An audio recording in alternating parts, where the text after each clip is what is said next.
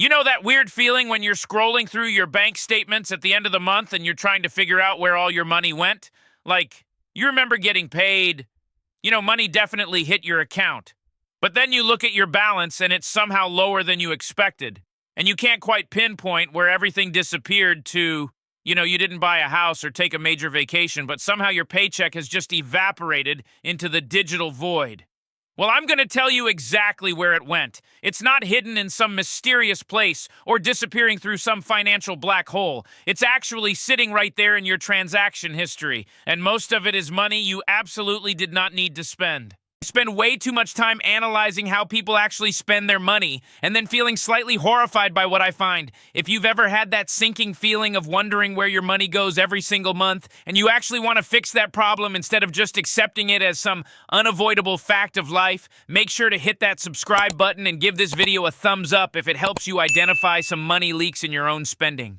The thing that fascinates me about personal finance is how much money people waste on things that seem completely reasonable in the moment. Like if I sat down and asked you to list out 10 ways you were throwing away money, you probably couldn't do it. You'd maybe come up with 2 or 3 obvious ones, and then you'd start rationalizing everything else. Oh, that subscription is necessary because I actually use it most weeks. That extended warranty is worth it because what if the product breaks? That premium version is really not much more expensive than the regular version. These are the lies we tell ourselves every single day. And they're costing us thousands of dollars per year. What makes this even worse is that most people don't track these expenses individually. They just see them hit their credit card every month and move on with their lives. But if you actually add them all up, you're going to be shocked at how much money is quietly draining from your accounts for stuff that provides almost no real value to your life. Let's start with something that's absolutely massive for most people.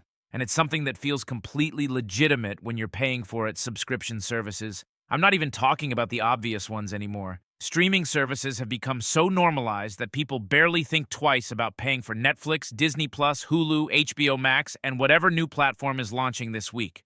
But here's the thing that nobody talks about. If you're paying for 5 streaming services at $15 each, that's already $75 per month. That's $900 per year just to watch television shows and movies that you could honestly find other ways to watch if you really wanted to. And the crazy part is that's just the beginning. The streaming industry has figured out that it can launch dozens of platforms and people will subscribe to most of them because the individual price point feels manageable.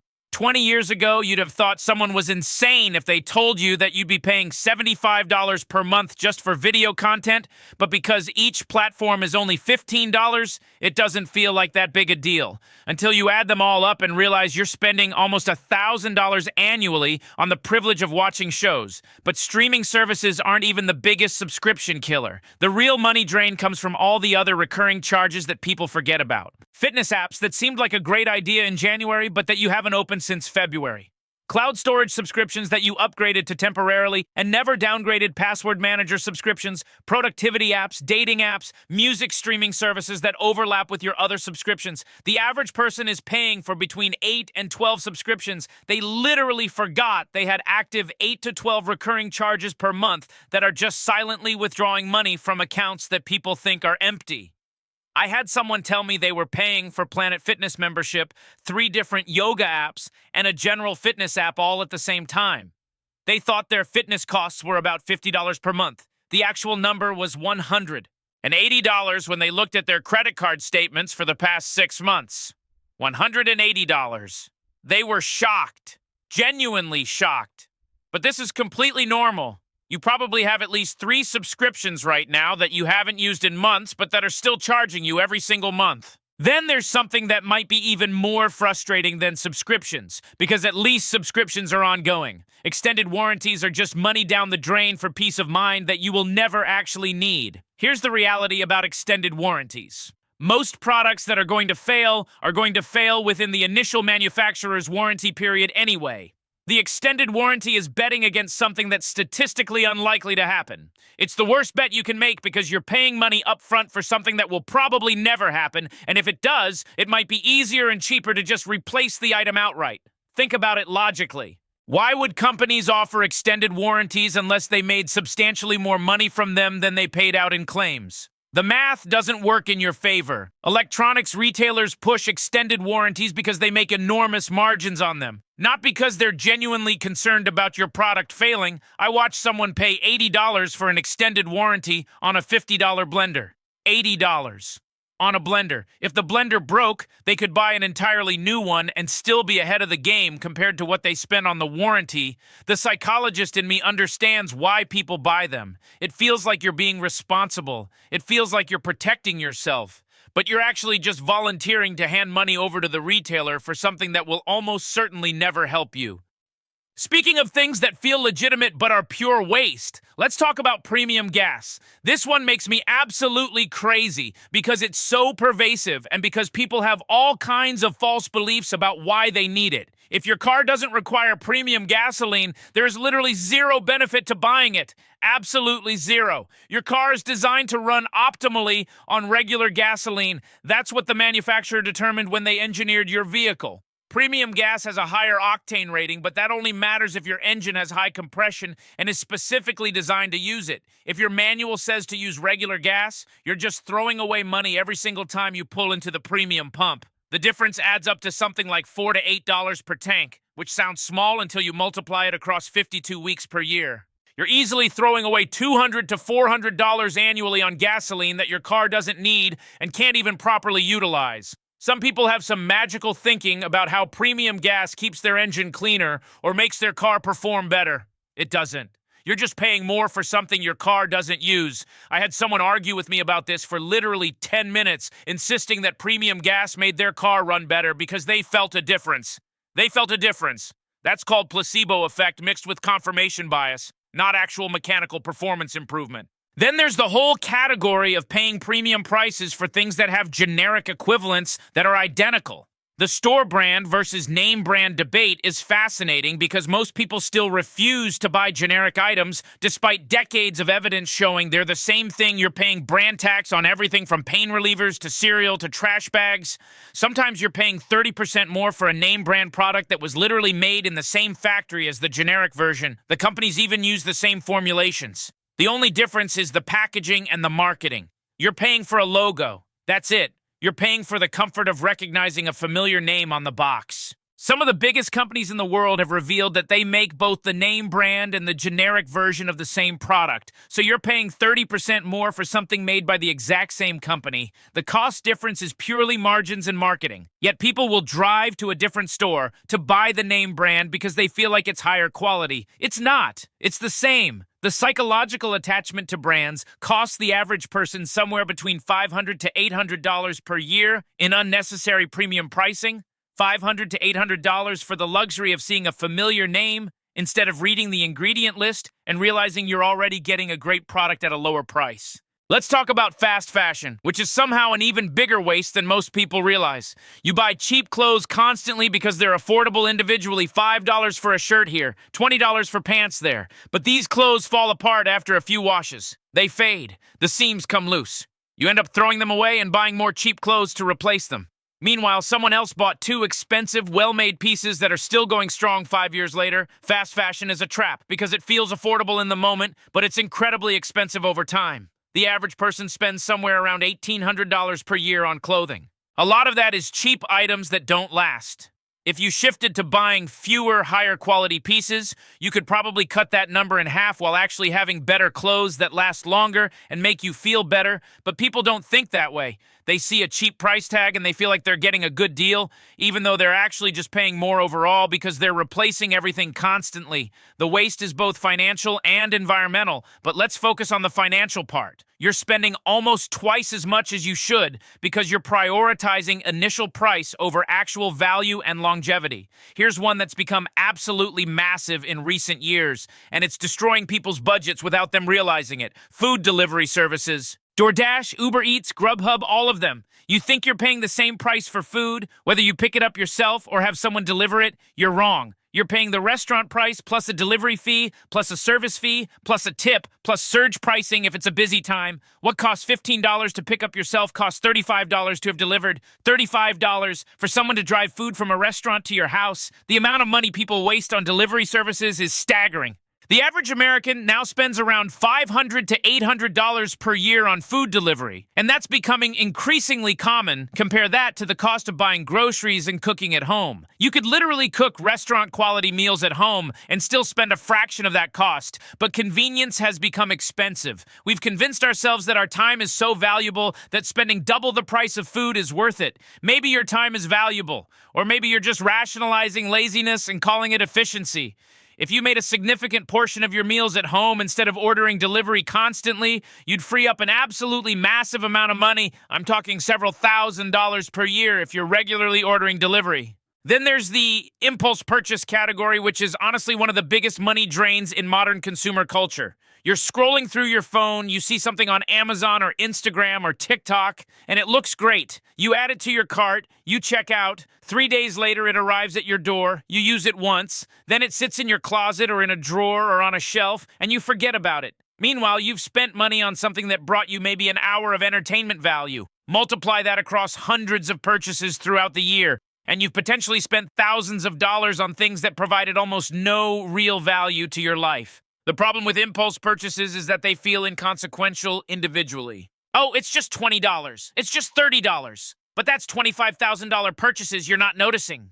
The neuroscience of impulse purchasing is pretty fascinating. Your brain releases dopamine when you make the purchase, not when you receive it or use it. So you get the reward just from clicking buy. By the time the item arrives and you realize you don't really need it, the dopamine hit is already gone and you're on to the next purchase. You're basically chasing a chemical hit and wasting money in the process. One that a lot of people don't even think about is paying for insurance on items that are cheap enough that you should just self-insure. Like if something costs $100 and the insurance costs $15 per month, you're breaking even after basically 7 months. But most people who buy insurance never use it. So you're paying $15 per month for something that costs $100, which means you'd need to file a claim before month 7 to break. Even most people don't file claims in the first 7 months. They just keep paying the insurance until it costs more than the item itself would be. To replace insurance on cheap electronics is particularly egregious. You're paying insurance on items that you could literally just replace without financial hardship. You don't need to insure your earbuds or your phone screen protector or your cheap laptop charger. You need insurance on things that would actually be financially devastating if they broke. Your car, your house, your ability to earn income. But people are paying for insurance on $200 items, like it's some kind of critical safety measure. Let's talk about phone upgrades, which have become this weird status symbol that's costing people significant amounts of money. Phones are replaced every 2 years on average. But honestly, phones last way longer than that, unless you're dropping your phone constantly or you're genuinely using it intensely for work. Your phone is probably fine. Upgrading every 2 years means you're spending somewhere between $300 to $1,200 every single year on a device that barely performs better than the version you already have. The incremental improvements from year to year are minimal. You're getting maybe 5 to 10% better performance, a slightly better camera, possibly a slightly better screen. But the phone you already had was already incredibly capable. The marketing machine around phone manufacturers has convinced us that we need the latest model or we're somehow behind. Think about the language they use: new, advanced, revolutionary, better, faster, stronger. All to describe a phone that does the exact same things as the phone you're already carrying. It takes photos, sends messages, and runs apps. Your current phone does all of that, but the marketing makes you feel like you're using ancient technology. If you're not on the newest model, you're not behind. You're just falling for marketing. Keeping a phone for 4 or 5 years instead of 2 years would cut your annual phone spending dramatically, but people don't do that. They see the new model and they feel like theirs is outdated, even though it still works perfectly fine. I know people who are spending more on phones per year than they're saving for retirement, more on phones than on their emergency fund, more on the newest phone than they've made progress toward their financial goals. It's absolutely wild when you stop and think about it. There's also this whole category of convenience items that exist purely to solve problems you don't actually have. Like, you probably have some gadget sitting in a drawer right now that you bought because it seemed innovative and useful when you saw it advertised, a kitchen gadget that was supposed to make food prep easier, but that you use maybe once a year. A fitness device that was supposed to motivate you to work out, but that's now collecting dust. An organizational system that was supposed to change your life, but that didn't actually fit your space or your needs. People waste incredible amounts of money on these kinds of items. They're not terrible individually, but they're representing money spent on solutions to problems that don't really exist in your life. Before you buy something, you should honestly ask yourself if you're solving a real problem or if you're just buying something because it was marketed to you as cool or innovative. The other thing that's become massive is people maintaining multiple services and paying for redundancy. Like, you're probably paying for a cloud storage service through Google or Microsoft or Apple, but you also signed up for Dropbox or OneDrive or iCloud separately. You're paying for multiple overlapping services that do the same thing. You have 4 different to-do list apps when you could just use one. You're paying for a password manager plus the built-in password management in your browser.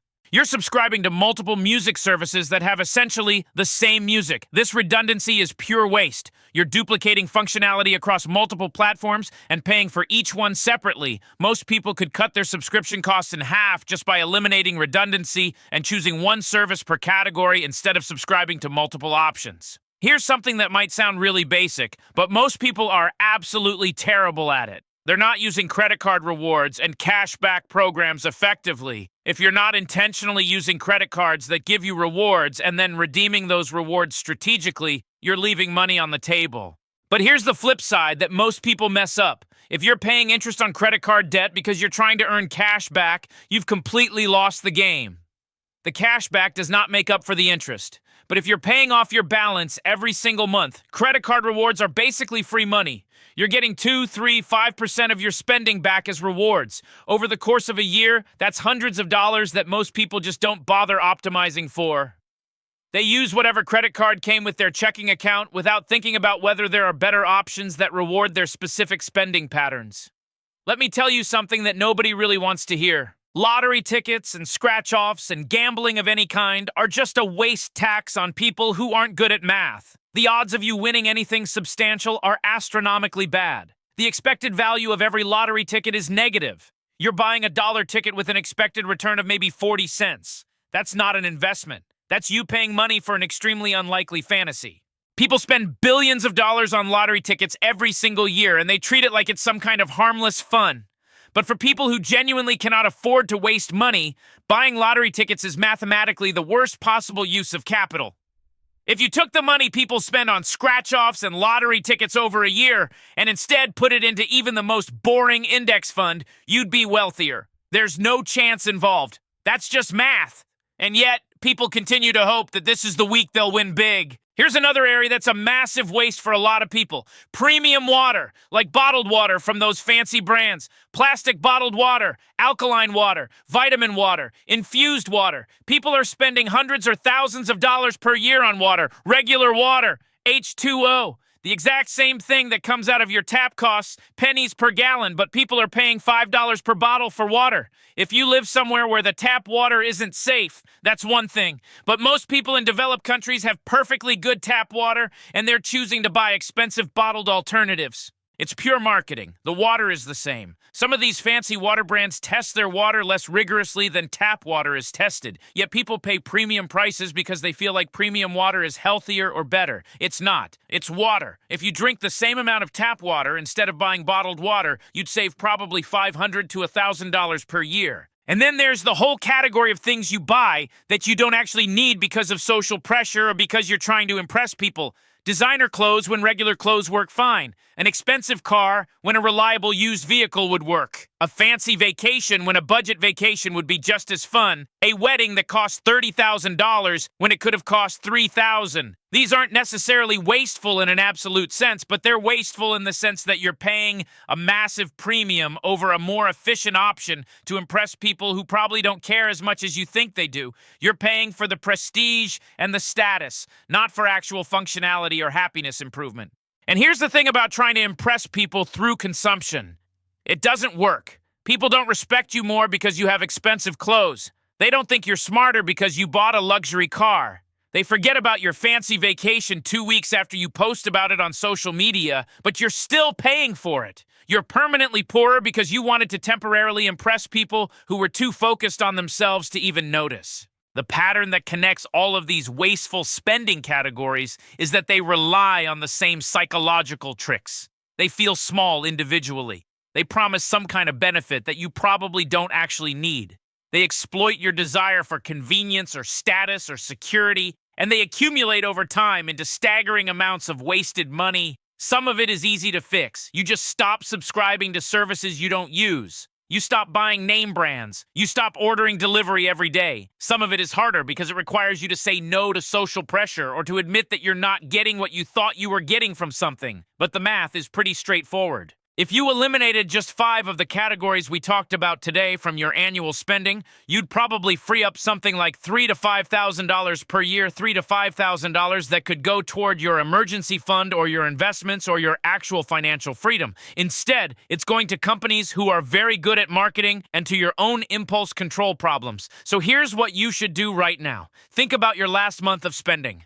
Go through your credit card statements. Look at all the subscriptions you're paying for. Look at all the convenience purchases. Look at all the ways money is leaving your account for things that don't actually improve your life in meaningful ways. Write down the ones that jumped out at you, then pick the one that's the biggest waste. Just one. Cancel it. Stop paying for it. See how your life actually changes. I'm guessing it doesn't change much because these wasteful expenses aren't adding value in the first place. They're just extracting money from you. Once you've eliminated one category of waste, pick another one. Keep going until you've cleaned up the obvious money drains. That's not rocket science. That's just paying attention to where your money is actually going instead of letting it disappear without noticing. The difference between people who build wealth and people who stay stuck financially is usually not that wealthy people earn dramatically more money. It's that they don't waste it on things that don't matter. Make different choices and you'll get different results.